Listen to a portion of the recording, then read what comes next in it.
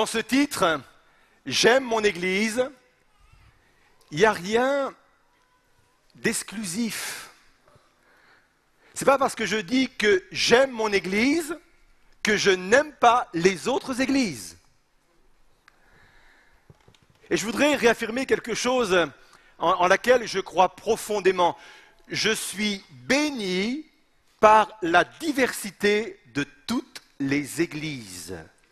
Que ce soit sur la métropole lilloise ou que ce soit en général en France ou dans le monde entier. Parfois j'entends cette question, mais pourquoi toutes ces églises?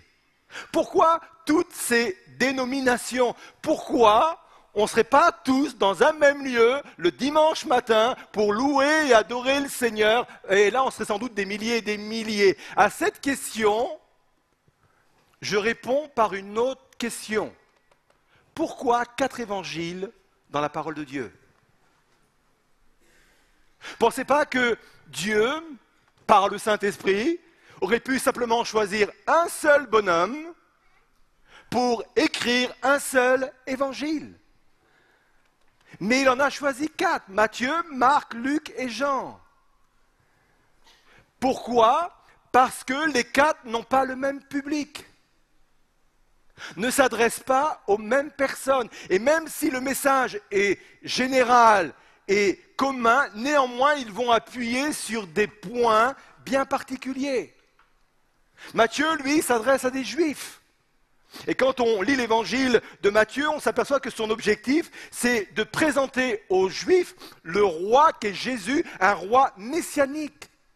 Parce que les juifs attendaient un roi type humain, type David. Marc, lui, s'adresse à des non-juifs. Et l'objectif, c'est de présenter à cette catégorie de personnes un serviteur souffrant. C'est pour ça qu'il va parler d'Ésaïe 53. Luc, lui, le médecin, s'adresse à des Grecs et des Romains. C'est des gens extrêmement instruits. Il fallait sans doute un Luc, un médecin pour s'adresser à de telles personnes. Et son objectif, c'est de présenter Jésus comme le sauveur de tout le monde, de toutes les nations. Jean, lui, son public était cosmopolite et son but était de démontrer la divinité de Jésus. Alors la question, pourquoi tant d'églises? C'est parce que chaque église a un message particulier à adresser. Pourquoi? Parce que chaque église ne va pas toucher les mêmes personnes que nous. Il y a des personnes que nous ne pourrons peut-être jamais atteindre et que d'autres vont atteindre parce qu'ils sont dans tel quartier avec telle culture d'église. Alors, oui, j'aime mon église, mais j'aime aussi toutes les autres églises. Mais une fois qu'on a dit cela, c'est important quand même d'aimer profondément son église. Moi, j'aime tous les enfants du monde, mais j'aime particulièrement mes enfants. On est d'accord là? J'aime toutes les églises, mais j'aime particulièrement, passionnément mon église. On est d'accord? Bon. Je me dis, Daniel, tu as bien fait de sortir cette série, elle est utile, il faut qu'elle soit là. Hein? La semaine dernière, nous avons vu que aimer son église, ça se décide. L'amour, c'est une décision. Dans Deutéronome, on l'a vu la semaine dernière, il est dit « Choisissez d'aimer l'Éternel, votre Dieu ». Choisir Dieu, ça se décide. Choisir son prochain, ça se décide. Choisir son ennemi, ça se décide. Choisir son église, ça se décide. Et je peux vous dire qu'à partir du moment où je suis là et que je décide d'aimer mon église, malgré ses imperfections, tout va changer. Mais ça commence par une décision. Oui, on n'est pas parfait, personne n'est parfait. Ce qui se fait dans l'église, il n'y a rien de parfait, mais je prends la décision d'aimer mon église. Je peux vous dire qu'à partir de ce moment-là, beaucoup de choses vont changer en dedans et en dehors de vous. Une église que l'on aime, c'est une église qui progresse. Une église que l'on aime, c'est une église que l'on protège. Tout cela, nous l'avons vu la semaine dernière, et comme l'a dit quelqu'un, il y a replay. Donc on peut aller le voir. Aujourd'hui, puisque j'aime mon église, je vais créer des relations. Et on va parler aujourd'hui de la nécessité dans l'église dans notre Église de développer des relations. Les relations sont l'un des 4 piliers les plus importants de l'Église. Dans Acte 2, verset 42, il est dit ceci, et là nous avons les 4 piliers fondateurs de l'Église.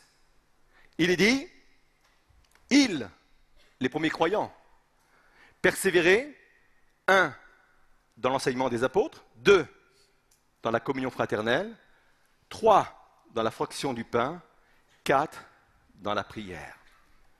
Et parmi ces 4 piliers fondateurs, 2 sont en rapport direct avec les relations dans l'Église. Premier pilier, en rapport avec cela, la communion fraternelle. Et on sait tous ce que c'est la communion fraternelle. Ce sont les relations que nous pouvons avoir les uns avec les autres. On est d'accord? Et la fraction du pain, c'est quoi? Dans le contexte de la première Église, ce n'était pas simplement prendre la Sainte Seine comme on le fait une fois par mois. Ça allait beaucoup plus loin que cela. La fraction du pain, c'était quoi? C'était une agape. Oui, je parle bien d'un repas, où on se retrouvait, certes, pour se rappeler du dernier repas que Jésus avait pris avec ses disciples lors de Pâques, donc ça a annoncé effectivement sa mort et ça a annoncé également sa résurrection, mais également des agapes pour créer des liens, pour avoir la possibilité de manifester de l'affection. Donc sur ces 4 piliers fondateurs de la première Église, 2 sont en rapport avec les relations. En quelque sorte, Dieu dit, oui, c'est important la prière. Personne ne peut nier que la prière est importante. Il dit également, oui, l'enseignement, c'est très important dans l'Église, mais ce n'est pas plus important que les relations. Dieu met au même niveau la prière, l'enseignement et les relations. C'est pas rien tout de même. Vous êtes toujours là? Il y a intérêt, hein?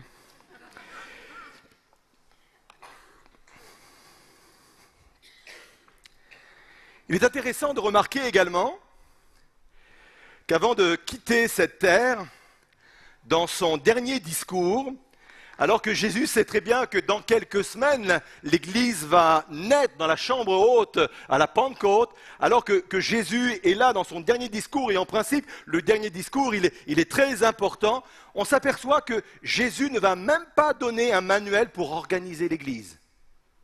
Il ne va même pas donner une doctrine, excusez-moi un peu du gros mot, ecclésiologique, c'est-à-dire de l'Église, mais il va dire simplement, Jean 13, verset 34, « Je vous donne un commandement nouveau. » Et Jésus sait très bien ce qui va venir là dans les heures à venir. Hein. Il sait très bien, hein, la mort, la résurrection, la Pentecôte, la création de l'Église. « Je vous donne un commandement nouveau. Aimez-vous les uns les autres, comme je vous ai aimés. Vous aussi, aimez-vous les uns les autres. » On s'aperçoit que c'est un rapport avec l'Église, puisque la suite dit « À ceux-ci, tous connaîtront que vous êtes mes disciples, si vous avez de l'amour les uns pour les autres. » Alors l'amour, ce n'est pas un concept un peu vaporeux, hein, abstrait. L'amour, c'est toujours en rapport avec des relations et des actions concrètes. Alors partant de cette base-là, oui, les relations sont un pilier fondateur de l'Église de Jésus-Christ. Alors on va se poser cette question. Pourquoi les relations sont importantes? Pourquoi Jésus, Dieu lui-même, en fait un pilier fondateur de l'Église, et qu'apporte-t-elle? Alors j'ai 3 réponses. Comme ça, vous saurez quand est-ce que je vais bientôt finir. Première réponse. Les relations sont indispensables pour accomplir ma destinée. Écoutez bien ceci, Dieu se servira toujours de quelqu'un pour me conduire vers ma destinée. Toujours. Je ne sais pas si vous avez remarqué, mais on sert un Dieu qui est un Dieu de connexion. Moi, je suis émerveillé de voir comment il est capable d'organiser des rencontres qui vont jouer un rôle capital, déterminant dans chacune de nos vies. Réfléchissez un peu, regardez autour de vous les personnes que vous avez pu rencontrer ces dernières semaines ou ces dernières années, et vous allez voir que certaines ont été capitales dans la mise en place de votre destinée. Quand je lis les Actes des Apôtres, je suis vraiment émerveillé parce que ça ressort d'une façon très claire. Notamment quand l'apôtre Paul, avec Silas, se lance dans le deuxième voyage missionnaire. Ils vont quitter Israël, ils vont monter par la Syrie et ils vont aller là où on appelle aujourd'hui la Turquie. Et ils vont se retrouver dans une ville qui s'appelle Lystre, et là ils vont rencontrer un jeune homme sans histoire. Son père est grec, sa mère est juive, et ce jeune homme s'appelle Timothée. On rend de lui un bon témoignage. C'est un gars bien, c'est un bon chrétien. Excusez-moi, je vais le dire comme ça, mais à mon goût, même si c'est un bon chrétien, même si c'est quelqu'un sans doute de très gentil, il me paraît un peu trop lisse et un peu trop terne. Parce qu'il n'est pas encore entré dans sa destinée.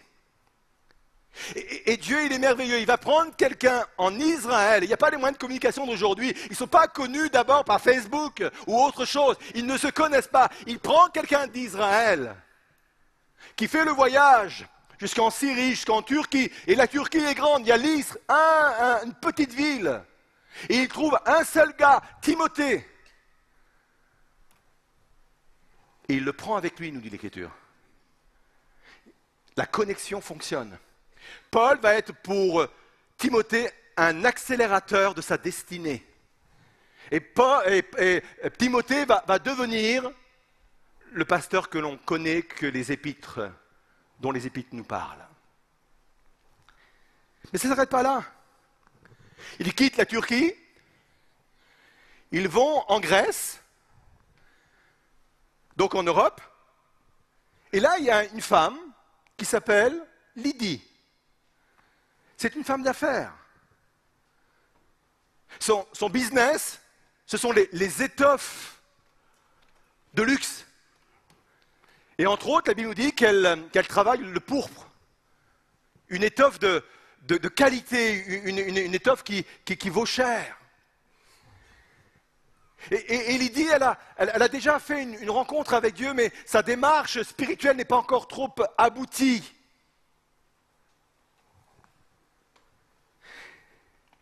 Et voilà que Paul, Silas vont se rendre dans cette ville de Philippe et à un moment donné, ils vont chercher un lieu pour prier et ils vont aller près d'une rivière. Et là, près d'une rivière, il y a un groupe de femmes qui s'est réuni pour prier. C'est le premier groupe des femmes contemporaines.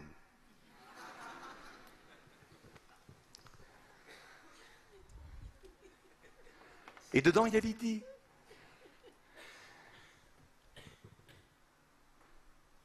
Et il va se passer quelque chose qui va marquer la destinée de cette femme.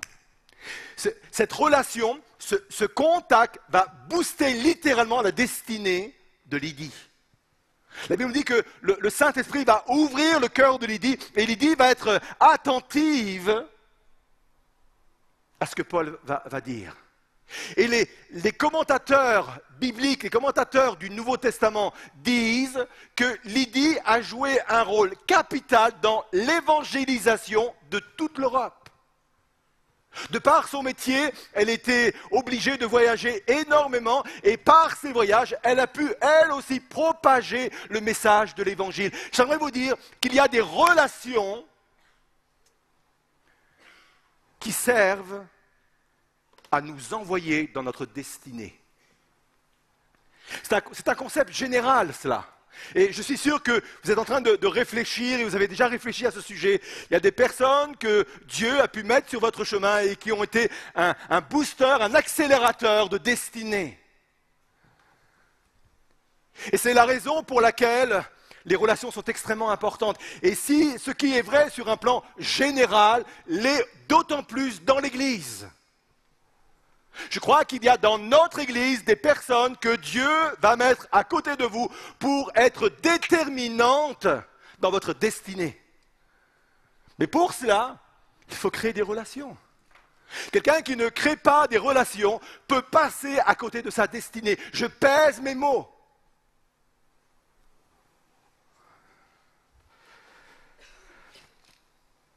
Je crois que ce principe de connexion existe et doit exister dans l'Église.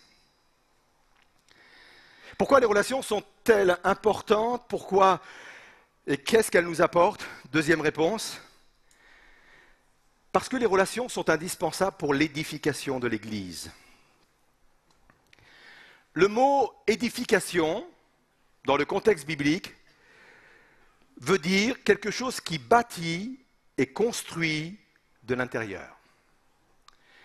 Et je vais vous expliquer un concept que j'appelle le triple 2. Retenez bien, j'ai beaucoup bossé cette semaine pour trouver ce concept-là. Donc notez-le. Quand j'ai lu, je fais, mais oui, ça s'appelle le triple 2. Pourquoi triple 2? Pour deux raisons. Triple 2 à cause de la référence biblique, vous allez vous en souvenir. 2 Timothée 2:2. Ça va jusque-là, vous suivez? On va mettre 2 Timothée 2:2. Et ce que tu as entendu de moi, en présence de beaucoup de témoins, confie-le à des hommes fidèles qui soient capables de l'enseigner aussi à d'autres. Donc, concept triple 2, parce que 2 Timothée 2:2, mais aussi à cause du triple binôme que cela occasionne. Paul s'adresse à Timothée dans ce passage.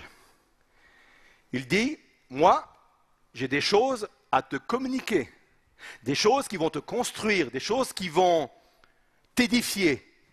Et toi, ta responsabilité, donc ça va créer un autre binôme, c'est de le confier à quelqu'un d'autre. Et celui qui va recevoir de toi aura aussi la responsabilité, c'est le troisième trinôme, vous me suivez? D'accord? Ouais. Binôme, pardon. Va avoir la responsabilité de le confier à quelqu'un d'autre. Vous me suivez? Ça veut dire que dans nos relations, forcément, il y a des Paul et des Timothée.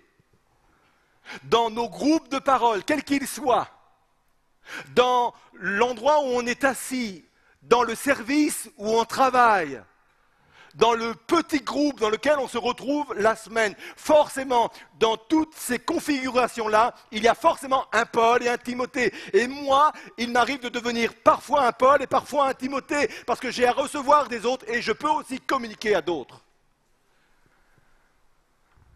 Et cela ne peut se faire que par les relations.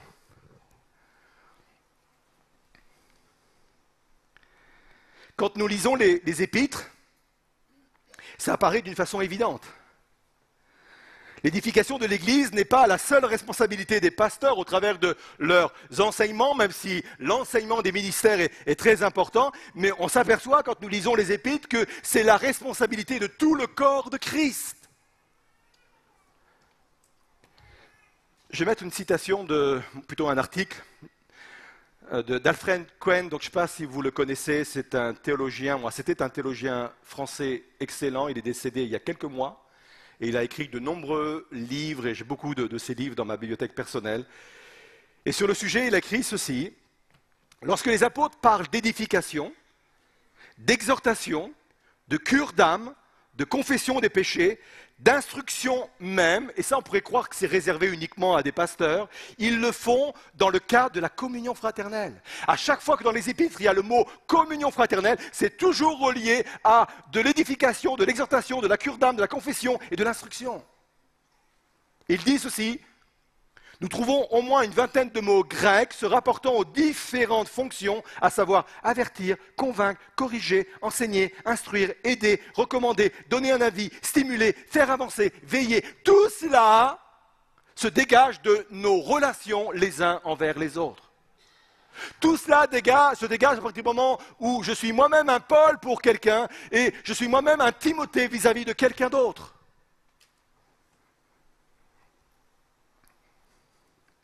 On s'aperçoit que c'est important quand même de créer des relations. Une église qui favorise les relations est une église qui s'édifie forcément. J'allais dire mécaniquement, naturellement. Je n'ai pas forcément à faire des efforts pour édifier l'église, je dois faire des efforts pour créer des relations. Et mécaniquement, ces relations vont édifier l'église. Je voudrais quand même vous donner 2 conseils pour que ça fonctionne. Premier conseil, ne jugez pas trop vite les personnes que Dieu vous envoie ou m'envoie pour m'édifier. Parfois, on a un critère bien précis des personnes qui peuvent devenir à nos yeux des Pauls. Alors Paul va dire dans 2 Corinthiens 4, verset 7, il dit ceci, « Nous portons ce trésor dans des vases de terre, afin que cette grande puissance soit attribuée à Dieu et non pas à nous. » Écoutez bien ceci. Les personnes qui renferment les plus grands trésors viennent à nous en vase de terre. C'est-à-dire qu'ils ne payent pas de mine. Parfois, on pourrait les juger facilement. Parfois, on pourrait mettre une croix sur eux. Mais qu'est-ce que ce type de personne peut m'apporter à moi, Daniel Potier? Je peux vous assurer que dans ma vie, j'ai pris des claques par rapport à ce type de raisonnement.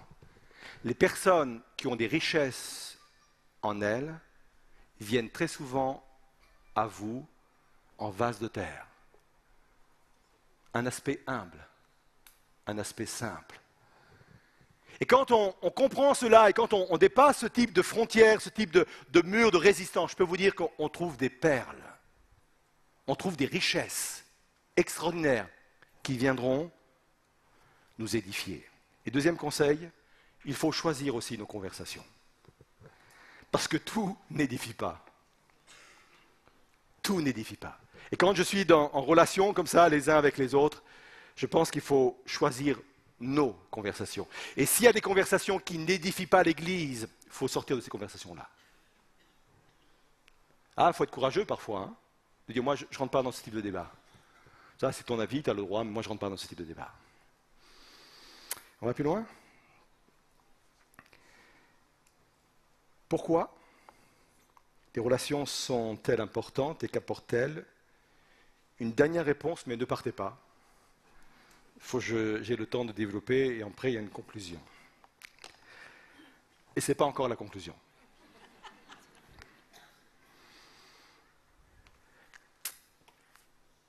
Ça me bénit de dire ce que je vais vous dire maintenant. Les relations sont indispensables pour mon propre bonheur. Je pense que vous avez lu ce livre, il s'intitule « Voyage au bout de la solitude ». Je n'ai pas lu le livre, mais j'ai vu le film, qui est très, très proche et qui respecte bien ce qui est écrit. C'est un récit biographique de Christopher McCandless. C'est un jeune homme qui, à l'âge de 24 ans, il était bien installé dans la civilisation américaine. Il faisait de grandes études. Et à un moment donné, il a voulu plaquer tout cela et revenir à une vie beaucoup plus simple. Il a voulu faire un retour à la vie sauvage et il est parti en Alaska au milieu de nulle part. Il avait encore un restant de prêt qu'il avait fait pour ses études. Il est allé retirer le restant de son prêt. Il a donné à une œuvre caritative et il est parti comme cela.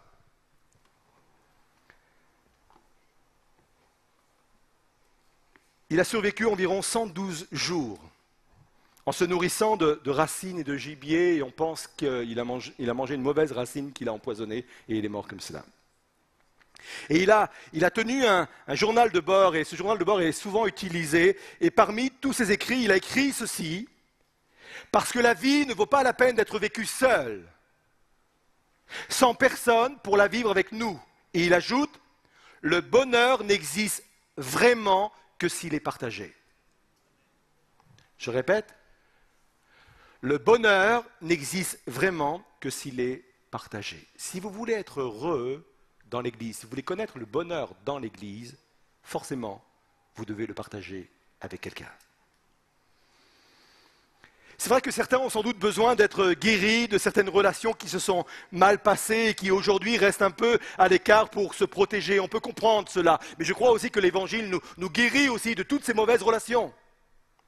Mais j'aimerais vous dire que c'est la raison pour laquelle Dieu a créé l'homme. Il ne l'a pas créé pour un bonheur égoïste. Il l'a créé pour un bonheur partagé. Et c'est souvent intéressant et c'est toujours important de revenir à l'origine de la création pour comprendre ce que Dieu a créé pour nous rendre heureux. Genèse 2, verset 18, il est dit ceci, « Il n'est pas bon que l'homme soit seul, je lui ferai une aide semblable à lui. » Et très souvent, on a réduit ce commandement, ce verset au mariage. Et on a raison de le faire. Mais ça dépasse de loin, de très loin, le contexte du mariage. Au-delà de cela, c'est un texte fondateur du type d'humanité que Dieu souhaitait. Dieu dit, je vais créer un homme, mais je ne vais pas le créer pour qu'il soit heureux seul. Parce que le bonheur consiste à être partagé. Et dans le sens, il n'est pas bon que l'homme soit seul, il n'est pas bon. Ça veut dire, il dit lui-même, ce n'est pas ce que j'ai voulu pour lui. Il n'a pas été créé pour cela. Il a été créé pour que son bonheur soit partagé. Vous savez, souvent dans des situations que l'on vit, il y a des émotions intérieures qui remontent. Et c'est très important ce que je vous dis maintenant. Et ces émotions qui remontent sont très souvent les échos qui viennent du jardin d'Éden et qui restent enfouis au-dedans de nous. Il m'arrive souvent de voyager à l'extérieur dans des pays étrangers. Parfois, Patricia a l'occasion de m'accompagner, parfois non. Et quand je me retrouve devant, je ne sais pas, un beau paysage, dans un beau pays, que je vis des moments intenses, je suis hyper heureux, mais je suis partagé. Et je dis, je ne sais pas si ça vous arrive, je suis sûr que ça vous arrive. Je me dis, quand même, j'aimerais pouvoir le partager avec Patricia. Il y a une espèce de frustration. Je suis heureux d'être là, je suis heureux de voir ce que je vois, je suis heureux même des fois de manger ce que je mange. Et en même temps, je me dis, mon bonheur serait complet si je pouvais partager ce moment, ces instants, avec la personne que j'aime. Pas vous? Et ça, je peux vous dire, c'est un écho qui nous vient du jardin d'Éden. Il y a des émotions, des sentiments qui remontent comme ça au-dedans de nous. Ce n'est pas innocent, ce n'est pas des choses qui nous passent par la tête. C'est enfoui dans l'être humain en général et qui remonte directement de ce que Dieu a prévu pour l'homme, du jardin d'Éden. Et moi, je crois que quelqu'un d'épanoui, quelqu'un d'heureux dans une église, c'est quelqu'un qui partage tout ce qu'il vit avec d'autres. D'où la puissance de la relation. Alors dans tout cela, l'Église a mis depuis un certain temps tout un programme pour devenir plus petite afin de favoriser les relations. Et on va passer à un petit film de l'Église pour montrer quelques exemples de tout ce qui se fait dans l'Église pour favoriser les relations.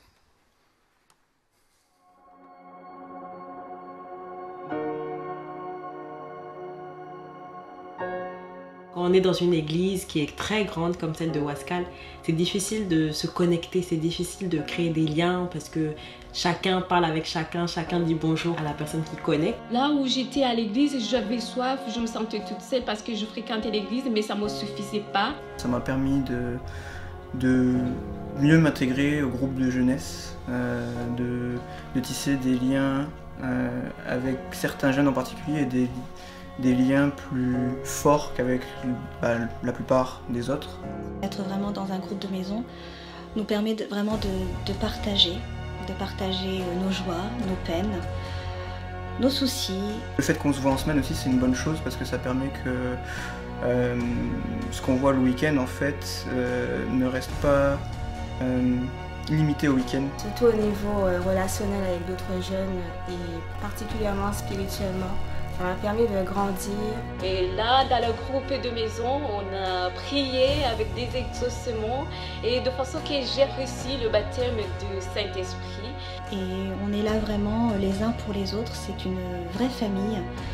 Et on peut louer le Seigneur, le remercier parce que des victoires, on en a tous vécu. Et en arrivant à l'église, ça a été le moyen vraiment d'intégration totale. C'est un moyen de nouveau se rapprocher de Dieu, on va dire, sans être seul, en plus du culte ou des soirées. Et life group, je pense que c'est essentiel dans la vie du chrétien. ne pas rester seul, parce que c'est ça qui peut ralentir notre marche. Donc vraiment, je recommande. Vraiment, je recommande. Si Grâce nous le recommande.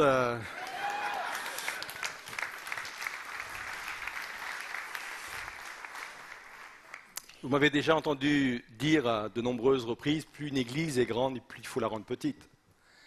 Parce que nous croyons à l'importance, bien entendu, des relations.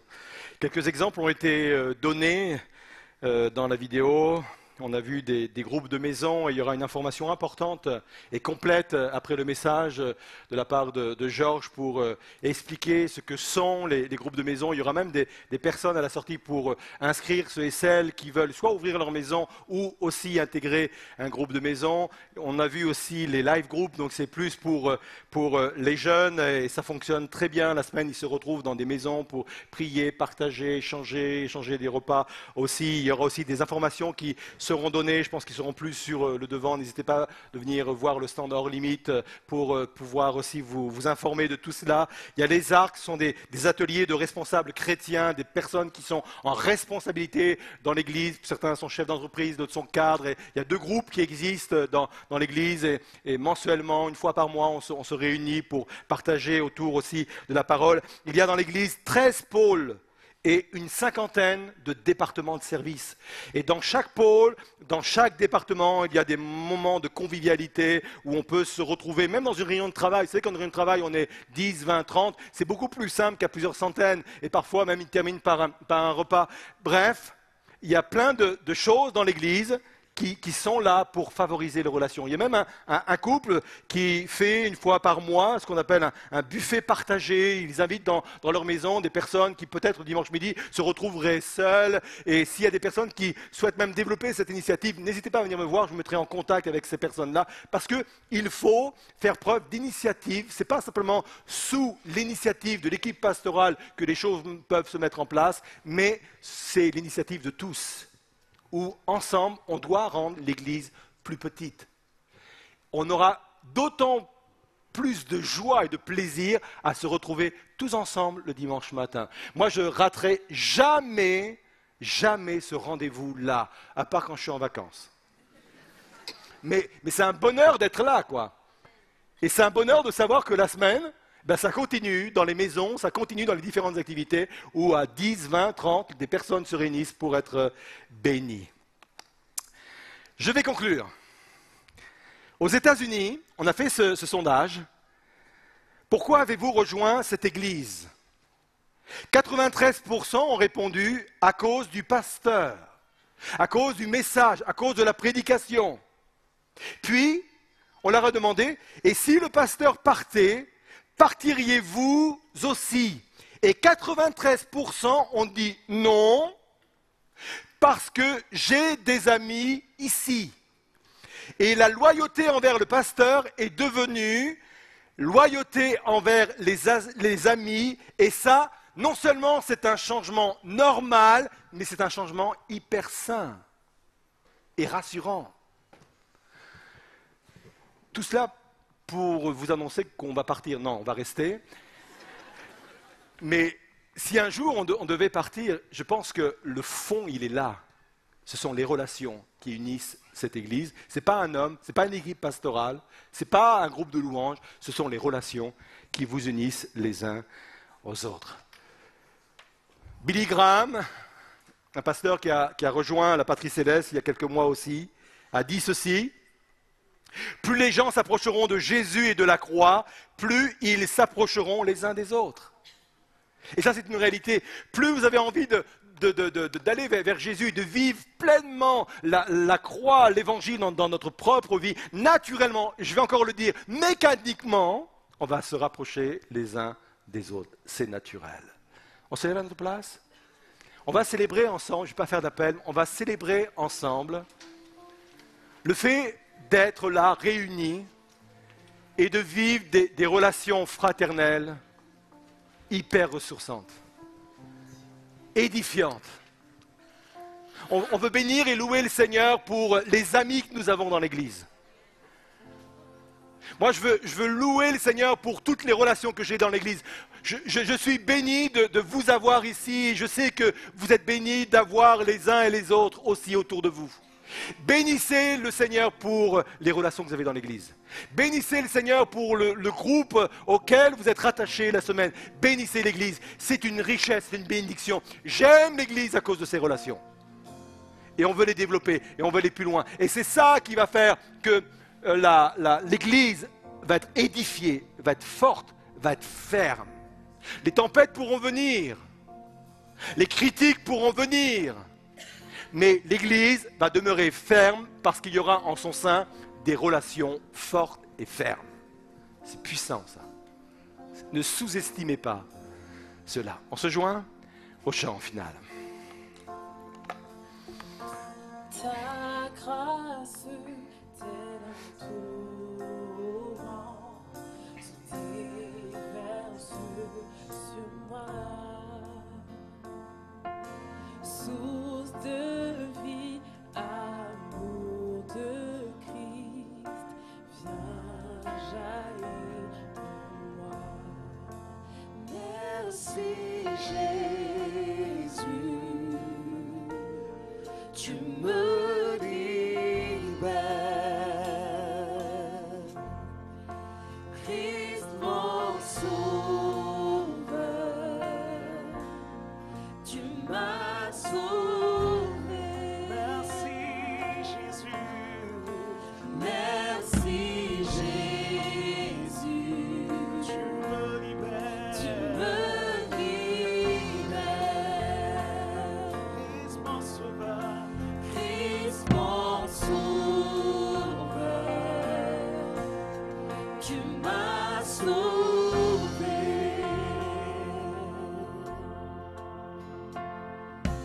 Prends ma vie affranchie, marquée par ton amour. Tout à toi dévoué, voir venir ton règne. Merci Jésus, tu me libères, Christ mon sauveur, tu m'as sauvé. Merci Jésus.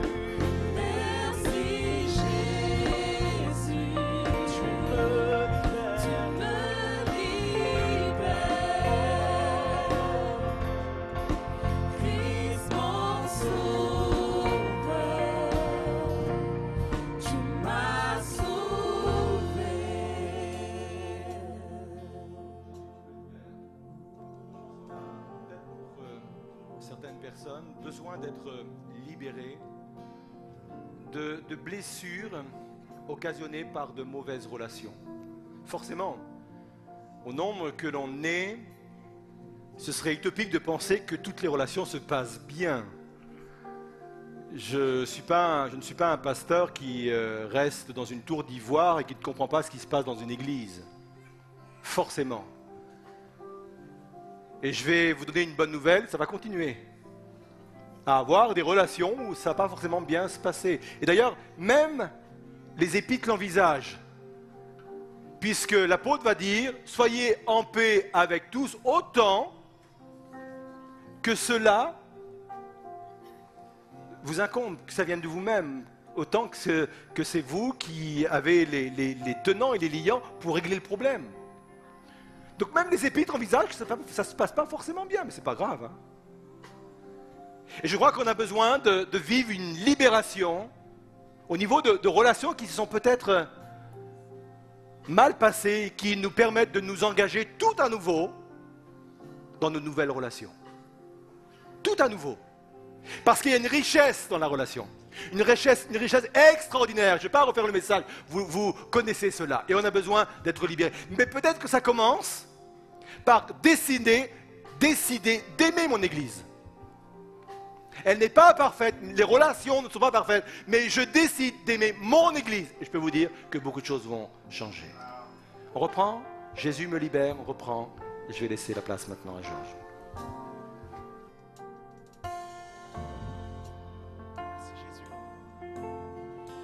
Merci Jésus,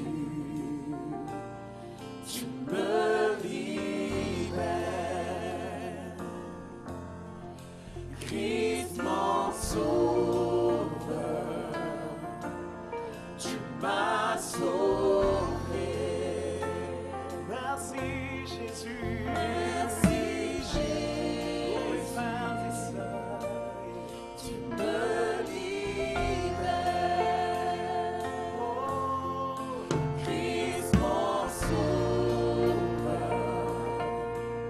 tu m'as sauvé.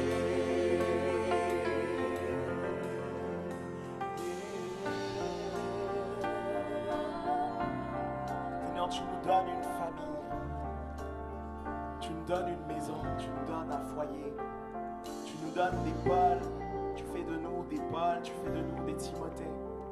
Et Seigneur, nous voulons marcher dans la foi que c'est toi qui unis, c'est toi qui regroupe, c'est toi qui rassemble. Seigneur, tu le fais au travers des groupes de maisons déjà. Et nous voulons nous joindre à ces rassemblements, car c'est comme ça que nous construisons notre Église. Car c'est comme ça que nous aimons notre Église. Car nous voulons te dire, Seigneur, nous t'aimons. Et c'est pour cette raison que nous allons marcher de la sorte.